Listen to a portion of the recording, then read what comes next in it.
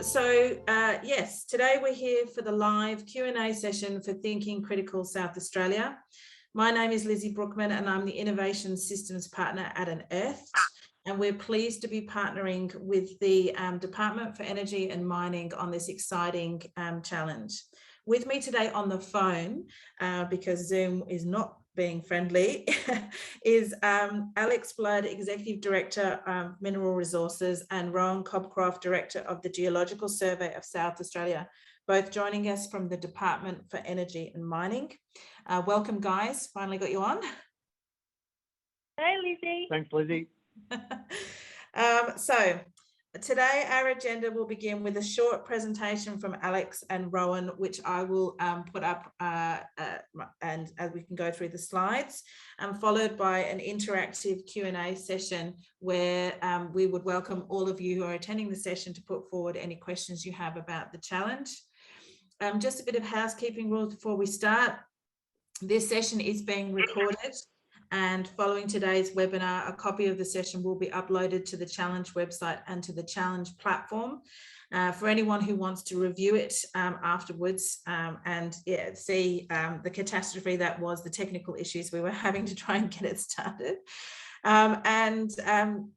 Today we ask you to keep your microphones off while we're doing the presentation, but please feel free to keep your cameras on because, as I always say, it's a pleasure to present to a sea of smiling faces rather than black boxes with names in them. So feel free to stick your cameras on.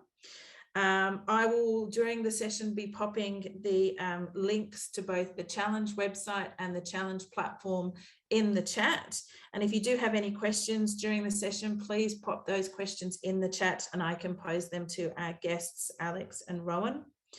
And so I think that starts us off, however late we are. Let's get into it. And I will share today's presentation, and Alex and Rohan, I'll let you kick off. Thanks, Lizzie. So hello to everybody. Thanks so much for joining us. Rohan and I are particularly excited to be talking with you today. But before we want to get started, we'd just like to acknowledge that Rohan and I are speaking today from the traditional lands of the Kaurna people, and that we acknowledge Aboriginal people as the First Nations peoples of South Australia. We recognise and respect the cultural connections of the traditional owners and occupants of the land and waters of South Australia, and that they continue to make a unique and irreplaceable contribution to the state. So if we start with, I guess, our Thinking Critical Department vision slide, who is the Department for Energy and Mining? So in South Australia, we have a department that is dedicated to the regulation and support of the resources and energy sectors. That includes oil and gas, minerals. We are really the centre for renewable energy projects in the state, and also management of the electricity market, so actually moving power around, and also the power prices that come with that. And as you can see, for us as a department, our vision is to become the most transformative energy and mining department in the world. Yes, that's a very big ask, but you've got to have something big to strive for. And I guess from our department's perspective, you know, South Australia is now at over 65% of our power is coming from renewable sources. I think us and Denmark are the two most significant world leaders in green energy production, and a large part of that is delivered right here from our department. So we're really connected to that cleaner, greener future, and we think we make sense because you're not going to get to a low carbon, green energy, high-tech future without the types of materials that enable those things to be built. And so within the department too is also the function of mineral exploration and mining. And together, you know, we want to ensure then that the South Australia and indeed the companies that work here are the forefront and global leaders in this transition to clean energy, smaller footprints, and more sustainable business practice. If we move to perhaps slide 3 now, and Rohan. Yeah, thanks, Alex. So South Australia, you know, we're pretty blessed in this state. You know, we have a large occurrences of several of the known critical minerals. We've listed a few there on that slide, particularly graphite, zircon, and copper, obviously. But we're seeing emerging focus and exploration on rare earths in the state. We have cobalt in South Australia, and we're also seeing increased exploration and some new discoveries in the nickel platinum group element front, and also other high-tech minerals such as halloysite. So part of this challenge is really to look at how else can we add value to South Australia and create opportunities along the value chain. So the department already has in place a range of initiatives that look to stimulate mineral exploration and project development, and these include things like the recently announced Accelerated Discovery Initiative, which is really focused on new discoveries and developing new mineral fields. So we believe that this thinking critical really plugs that gap along the value chain from sort of that exploration to, producing final products that feed into the renewable energy transformation that Alex talked about previously before. And I guess for us, this project and this initiative really sort of builds on a national move to focus on critical minerals across all of Australia. I know that later this week, Austrade are launching the 2021 Critical Minerals Prospectus, which contains an update on a whole range of critical mineral projects across Australia. And also we know that other states are also releasing their critical mineral statements and strategies. And we're also seeing lots of activity between the United States Geological Survey and Geoscience Australia around critical minerals as well. So again, for us, it's a logical time and a step to implement this exciting program. We switch slides now, Lizzie. Yep. So, just in terms of what is actually happening. So, Project Energy Connect. For those of you not from South Australia, that's quite significant. That's actually building infrastructure between South Australia and New South Wales, a big power line, basically, to be built in the next couple of years. Why is that significant? Well, South Australia well on track to be 100% renewable by 2030, which is not very far away, and we'll hit 200% renewable very, very quickly, and it's really due to an abundance of solar and wind here. It's just the unique attributes that we have here in our environment. And with Project Energy Connect, effectively what that will enable is we will become net exporters of green energy to the eastern seaboard of Australia, who are not so advanced in the green energy sort of space, and that will enable them to be able to support their own transition. So that's a really exciting project. We're also, just for your interest there, we have the home battery scheme and the grid scale storage fund. So we've put a lot of effort here into not just sort of the industrial side of green energy, which of course South Australia was the first in the world to build the giant Tesla battery to help manage frequency load problems in power supply here, but also really pushing residents. So I myself run off solar with my own battery at home, and I'm also part of a virtual power plant, which means that the power that I produce from the sun is saved and then is sold back into the market in summer, in particular, when there's a lot of demand with our temperatures here. And if you're calling in from the northern hemisphere, that will be winter. That would be sort of the winter equivalent for you in intensity of heating and cooling needs. So we push quite heavily in that. And I guess the other interesting thing is mixed in with the green energy mineral story here in South Australia is we're home to the Australian Critical Minerals Research Centre, which is headed up by Karl Spanberg and Dr. Nigel Cook, and that is very much focused on accelerating the understanding of critical minerals research systems. Nigel and his team are very experienced in the processing space, so that was launched last year. But South Australia is also home to the National Space Agency, so we have a very rapidly growing satellite and space economy here.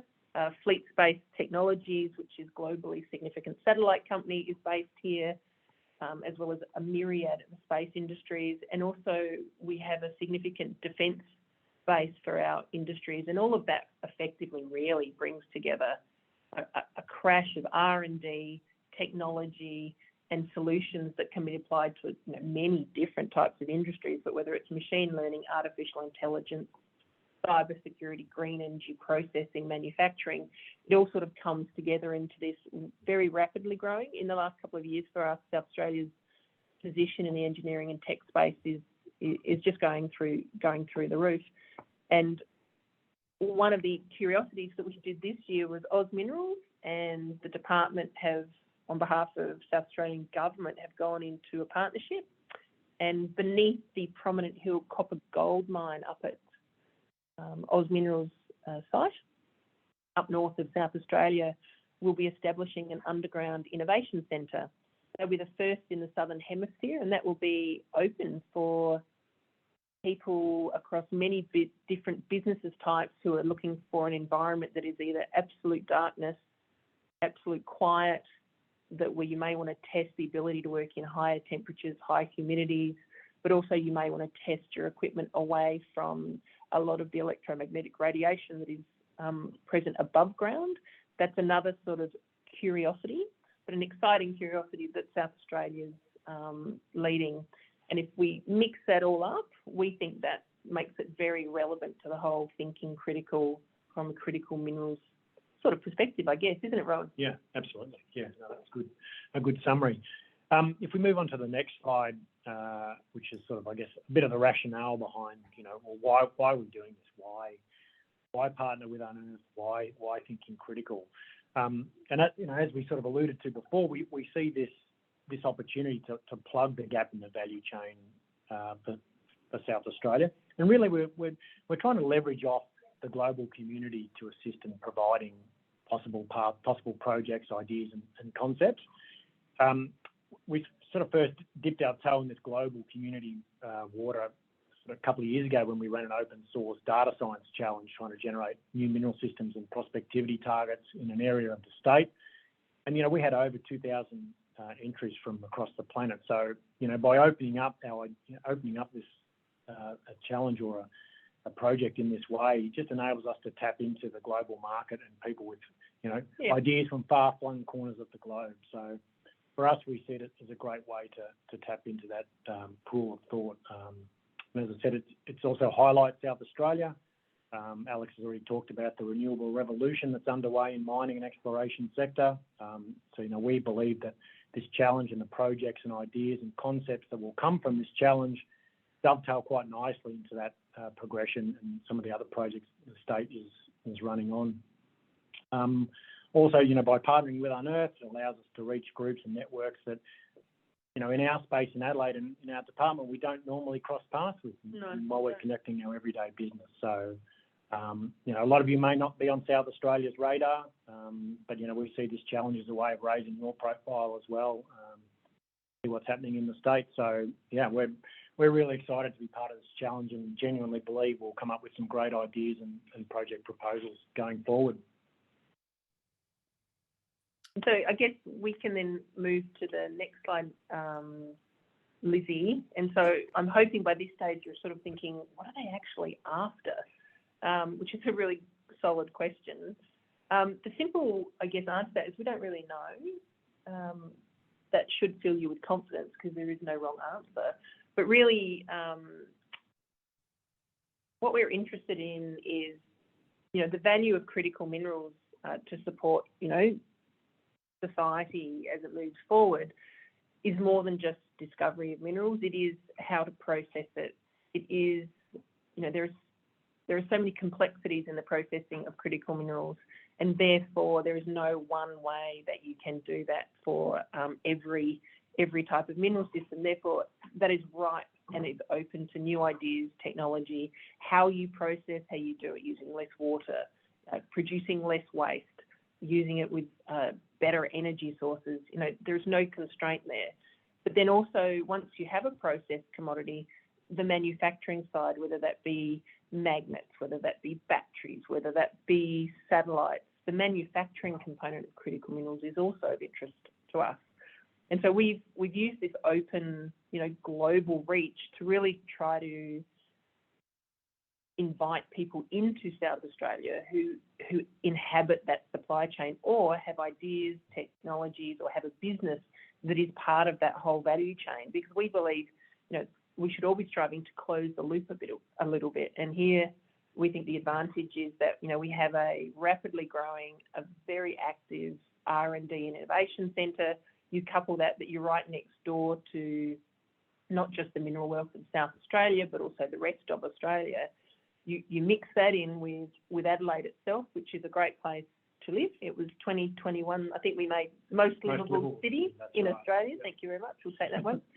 That if you mix that all together, it's a question of why wouldn't you want to come here? And so we're hoping to see interest from you, the parts of the critical mineral supply chain that your business or that your ideas inhabit, and look to see how we can work together to take them forward, develop them, but then also potentially have you come here and set up in South Australia and just be part of what is a rapidly growing part of the entire Australian economy. I mean, what else would you add, Rohan? Wind up. I think it's a great wind up, Alex. I think we might handball back to Lizzie, who will now take you through how to enter the challenge and how to navigate through the platform. So we might handball back to you, Lizzie.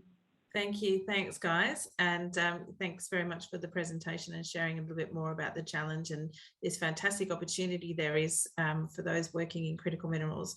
So I might just take the opportunity just to quickly cover off a couple of areas that you can go and have a look and find more information. The first is the Thinking Critical website. There's quite a lot of information here. I'm sure many of you have already jumped onto this website already, and that's how you found out about this webinar today. Lots more information about the challenge itself, the partners and the incentives, as well as some really good information about South Australia itself, some of the fantastic things that are happening in the critical mineral space, and also, you know, adding some colour to the reason it's the most livable city in Australia to live, with some more information about the state as well. We've also got frequently asked questions if there is anything that you guys may have questions about, and we update this regularly as we're moving through the challenge, when we start to get more questions about the challenge itself and how to enter and what the opportunity is. As far as the challenge platform is concerned, this is the challenge platform. It's the Unearthed website that you can go to, and you'll find under challenges, we have Thinking Critical. To register for the challenge, you need to first create a Unearthed account, and then you'll be able to register for the challenge and find out further information about it. You'll have a full description of the challenge itself. We've also curated quite a large amount of data that you can refer to as part of the challenge. And in the rules section, we provide a lot of information about eligibility requirements for the challenge, as well as how the challenge will be assessed, and the challenge terms and conditions. Once you've registered for the challenge, you'll be able to start a submission. I've already started one, so as you can see by this website, I'm now editing my submission.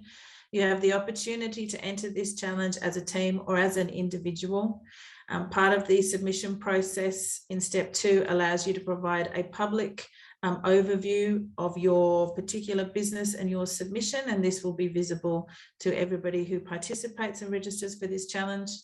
And then step 3 is completing a very simple web form question and answer, telling us a little bit more about yourself and the what you do and the opportunity that you see in the challenge, and what you could contribute to the South Australian critical minerals ecosystem. We've designed stage 1 of this challenge to be a very simple expression of interest. So the web form for you to complete isn't onerous. We're keen to hear a lot of information about you, but it can scale up and scale down as much as according to the information that you would like to provide. And this is all private, so only those who are judging from the Department for Energy and Mining and from Unearthed and other selected judges will be able to see the information that's placed here. So that's really how you enter the challenge via the challenge website. And so what I might do is stop sharing now, and we can open up the question and answers. So as I said, please feel free to pop any questions that you have about the challenge, about how to enter the challenge and navigate the websites into the chat.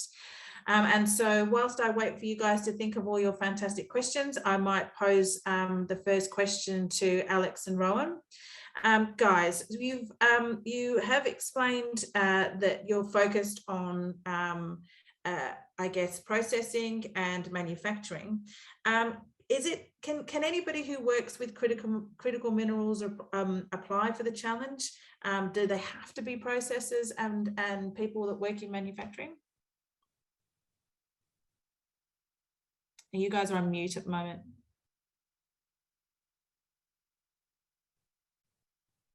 Sorry, Lizzie. That's all right. We failed at telephone 101 again. No, I don't think you do. I mean, critical minerals is just an area, but the technology, the engineering, the waste minimisation, the resource efficiency, all of that can come from anywhere. There are so many different parts of the value chain. We only talk about processing and manufacturing because people visualise quite quickly what that means, and certainly what we've learned is that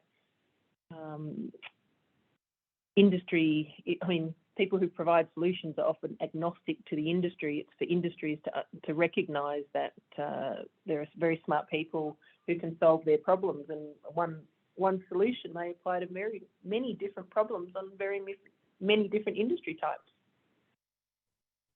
Yeah, absolutely. And I know that we have had questions from consultants who work in the critical minerals space.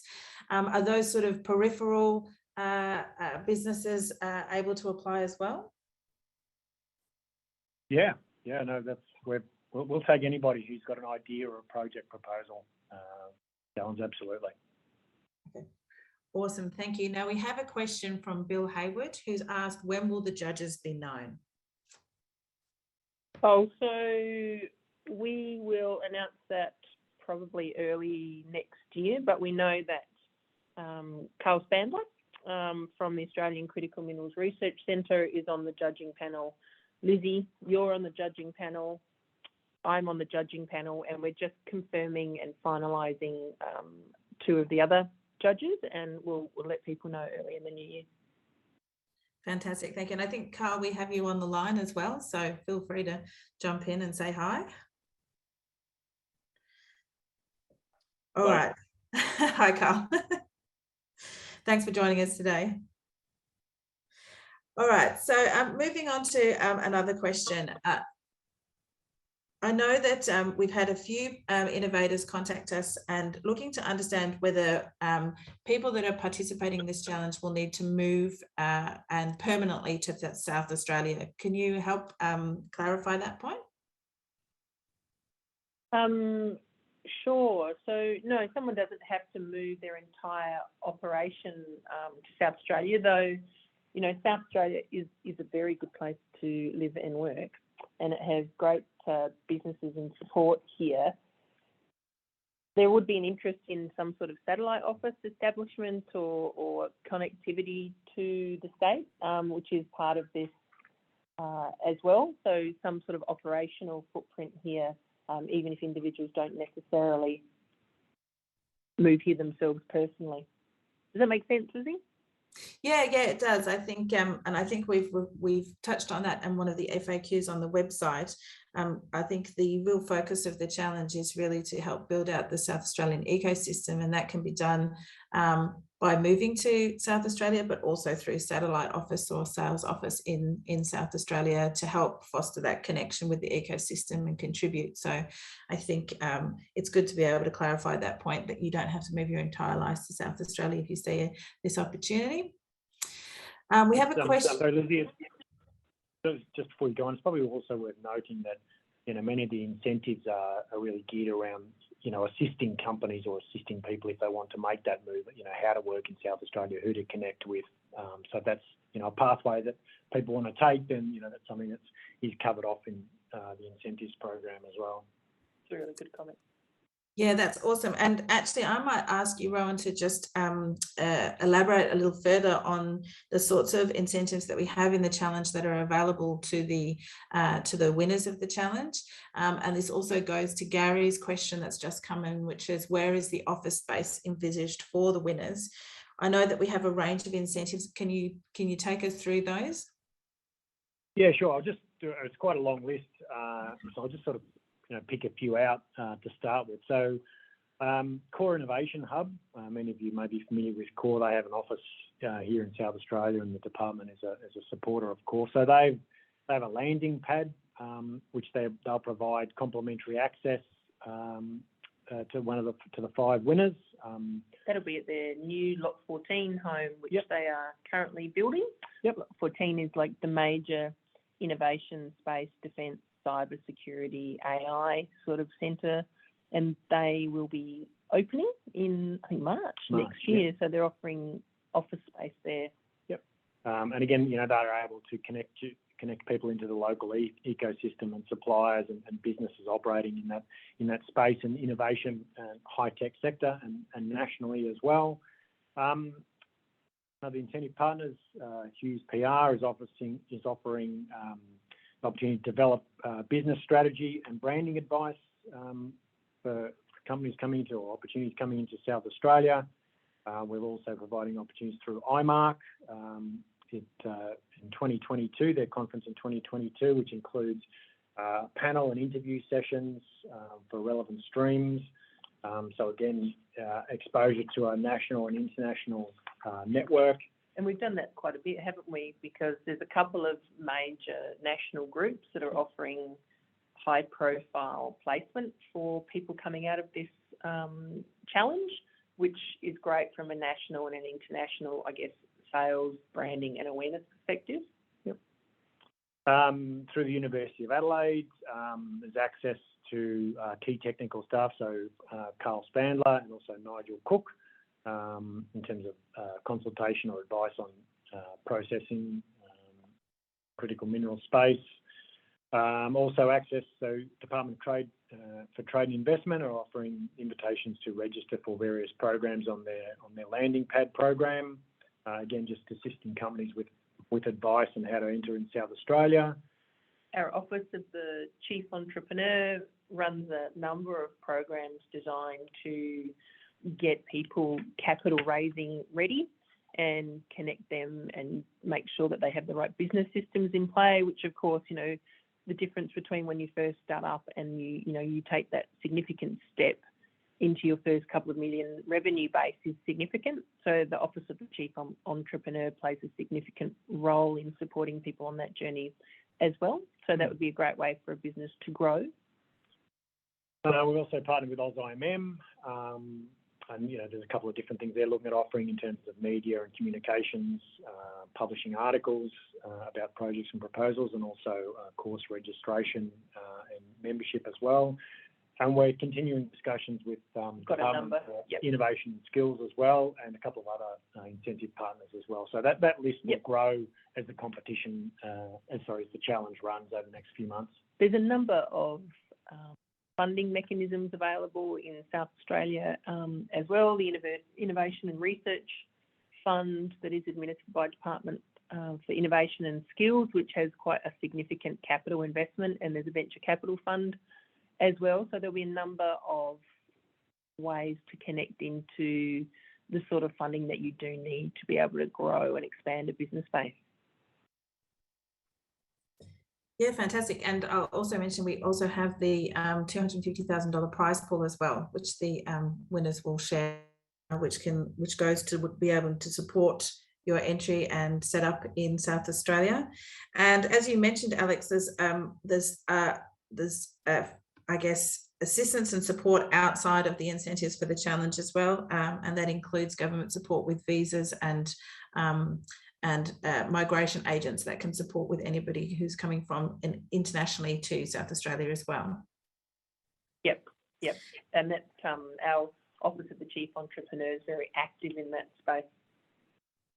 Fantastic. Gary has asked, is there a connection to the Thensley facility? Yeah, actually. Yeah, we're working with the Thensley Precinct in that space, certainly, and they're looking at offering, again, contract or time with companies that are operating that space in that innovation sector as well. So, yeah, Thensley will certainly be added to the list of partners. So those who don't know, the Thensley Innovation Precinct is just located in the southern part of Adelaide as a city, and it's a real mix of manufacturing, green energy and engineering hubs. Flinders University has a quite significant innovation centre there, and indeed we have the state core library of South Australia is located out there. It's also, out of curiosity, the site of the first hydrogen gas trial where hydrogen is being injected into natural gas systems to go to people's homes. And so that's why it's got quite a significant clean energy focus. The Tesla, Asia Pacific Tesla facility that receives batteries and does their maintenance and switch out of componentry is located out there. So it's a really dynamic system, and Lot 14, which is also home of the Space Agency, is just located more in downtown Adelaide. Fantastic. So we have a question that's come in from Nicholas, and the question is, what is the process after the initial judging? Is there a further round of more detailed applications presentations prior to the second round of judging? Yeah, I think, do you want to handle that one, Lizzie, since you're managing the process? Yeah, I absolutely can. So yes, so the first round of judging, as we had a look at on the website, is a expression of interest form.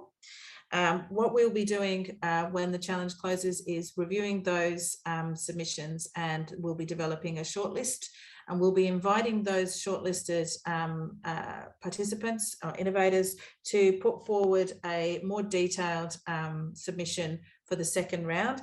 That submission will include another, sub form or web form for you to answer some questions. But what we're really looking for is a little bit more of a detailed plan that covers how you would come to South Australia and set up. We're not looking for war and peace, but just more of a high level overview of your timelines, milestones, barriers, and how you would potentially enter the market.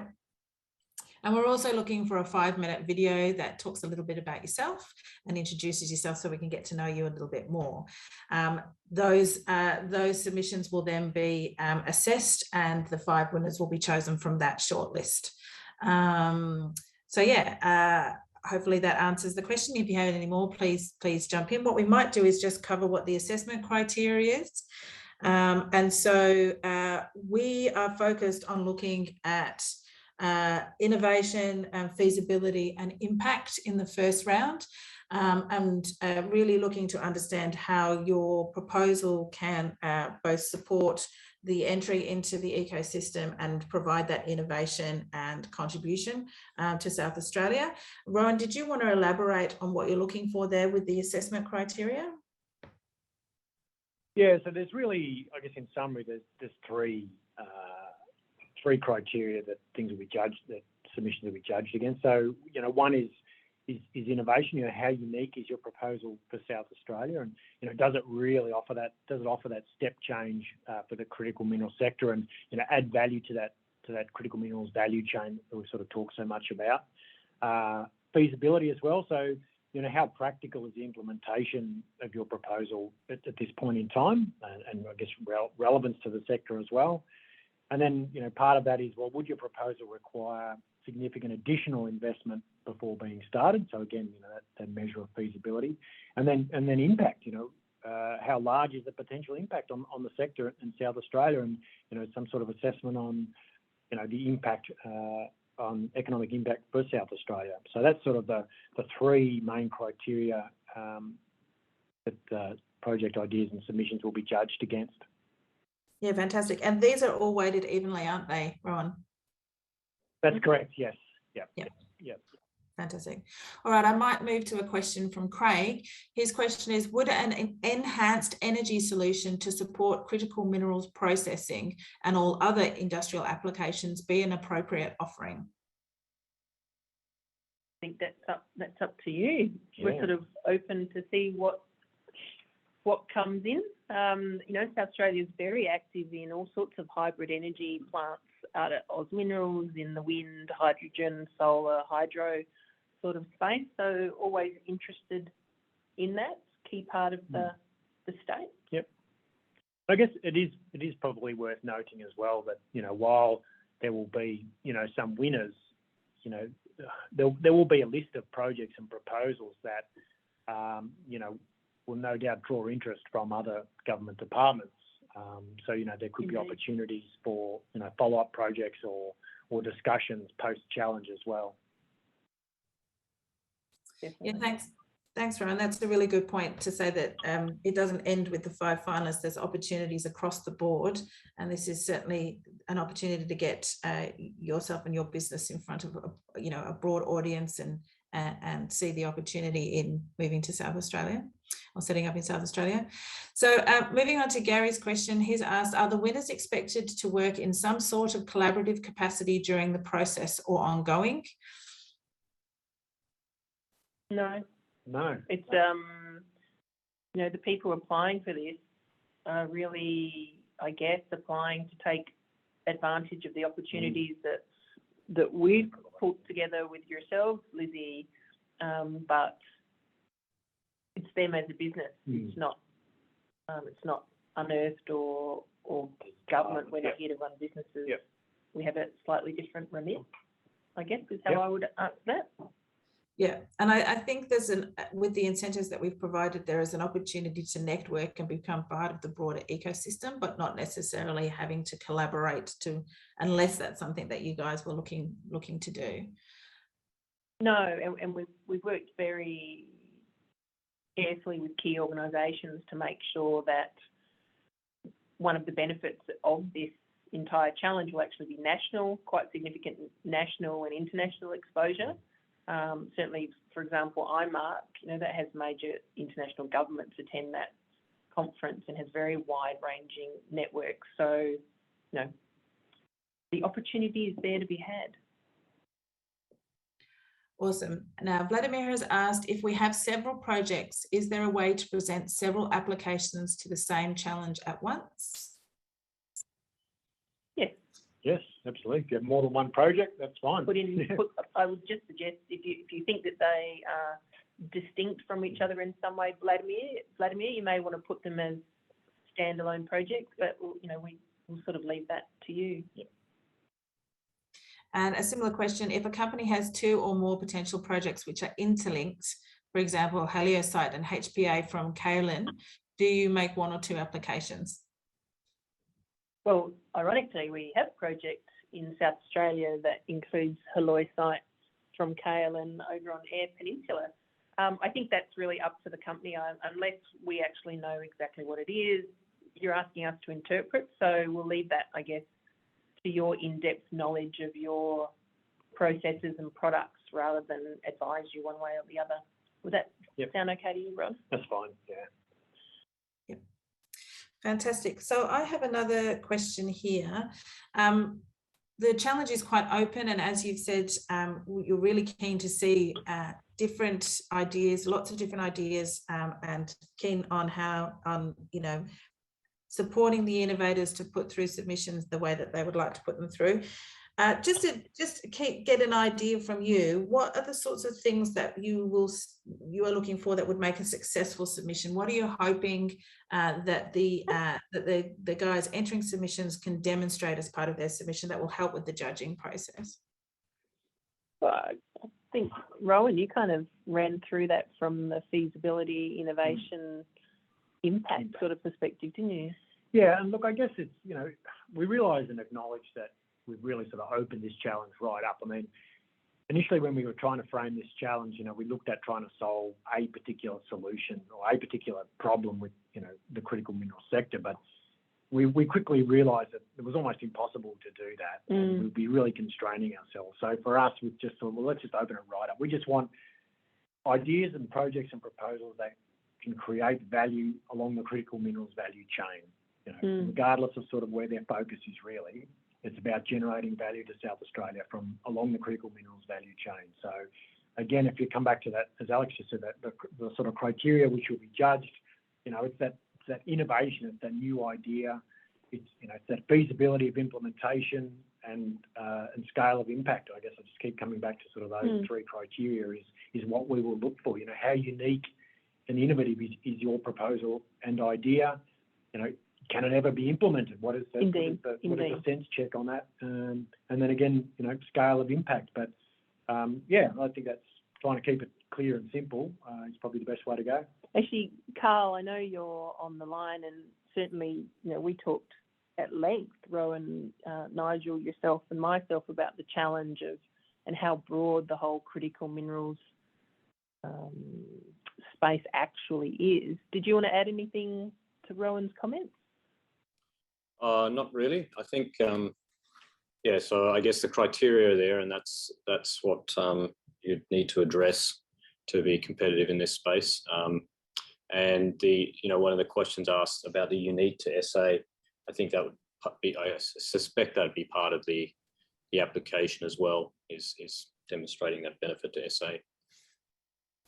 Yeah, so for Rohan and Alex, for your benefit, Craig has asked, could you explain the unique to SA comment further, please? If the concept is widely applicable, is a first launch in South Australia valuable? Well, I guess you can interpret that a variety of ways. So, there's one way to look at it is, we have quite advanced halloysite projects, and we have burgeoning rare earth ionic clay deposits, which are nationally significant to, that are under exploration at the moment. That's something that's quite unique. South Australia has over 60% of the country's graphite resources. I guess potentially you could interpret that as unique, but I would not constrain myself by, something or an idea or a service or a product that benefits the broader critical minerals. But, we do note that if you have a look at the critical minerals lists, they're constantly changing. Nickel is in there, even though it's more of a commodity base, a traditional commodity base than rare earths or PGE. So, the best thing about critical minerals to me is that it can be as bespoke or minute in the challenges with the different mineral systems, or the fact that nickel is now recognised as a key part of that process too, opens it up to more traditional commodity and manufacturing issues. So I'm not sure that actually helps the poor person that asked the question about unique, but really, I guess, when you're putting your submissions together, I would take the time to make sure that you're representing and describing and discussing your process or your idea from your perspective, and really unpack that so that when the judges are reading it, they can fully understand and see what you see in your proposal. That's awesome. Thank you for sharing that advice. And we have one more question, and then I'm afraid we're going to be running out of time. So Vladimir has said, you mentioned VC funding opportunities within this challenge. Do you want to have feasible financial plans, investor pitch presentations, etc., provided together with an application? That's a very good question. Wow. Well, I mean, I guess what is included in the project pitch is really, up to those submitting proposals. I mean, as you said earlier, we're not asking for a full-blown feasibility study to demonstrate the viability of your project, but if you feel that you have that supporting material available, you have supporting material available to demonstrate that, then by all means, yes. You won't be penalised for providing more information. So, and I guess it would just, Vladimir, I guess it would just demonstrate the level of sophistication or advancement of the project or yourself in from that perspective. So interesting. It's not a bad idea at all. Awesome. Fantastic. Okay, so we have a couple of minutes left. If there are any last burning questions, please pop them into the chat. In the meantime, I might just throw to Alex and Rohan for your final sort of comments for today's session, and any thoughts that you'd like to share as part of a wrap up. I'll kick off because I know Alex wants to have the final word. So I'll just say thanks, Lizzie, for organising this event, and thanks to everybody who's dialed in and shown your willingness to be involved in this challenge and opportunity. And yeah, we really look forward to seeing your project ideas and proposals come through. I think it's a unique event, and we're really excited to see what's going to come through over the next few weeks. I guess technically Lizzie will have the final word. So thanks to Lizzie and the team at Unearthed, to Karl and Nigel who are on the call. I know definitely to everybody who's phoned in today, whether you be somewhere in Australia or somewhere overseas, really appreciate you spending your time. And I hope if you maybe take away that there are some challenges and even explaining what we want out of this, but what makes it exciting is the diversity and the openness that this challenge provides. So, we hope to read great things. Thank you so much. Thanks, Alex. Thanks, Rohan. Yes, and I echo their thoughts. Thank you, everybody, for joining today's webinar and for bearing with us while we started a little bit late. But I really hope that you've been able to learn a little bit more about the challenge and the fantastic opportunity that you have in participating in this challenge and getting involved. And thanks for your participation today. As I said before, this is being recorded, so if you'd like to refer back to the webinar and see our smiling faces all over again and answering your questions all over again, that'll be posted in the next day or so up onto both the challenge website and the challenge platform. There are links for both of those in the chat now. If you haven't registered, I encourage you to jump on and register ASAP. I also would ask if there are any further questions, please feel free to jump on the challenge forum or the challenge Slack channel, which you can access through the challenge platform on the Unearthed website, and throw us your questions, and we'll certainly get to them straight away and answer them. And yes, I think that probably wraps up today. Thank you to everybody for attending. We really appreciate your time. And to all of you, wherever you are, have a wonderful rest of your day, evening, night, and a good Christmas silly season coming up if you celebrate that. All right, everybody. Thanks so much. Bye now. See you, Lizzie. Thank you, everyone. Thanks. Bye, guys.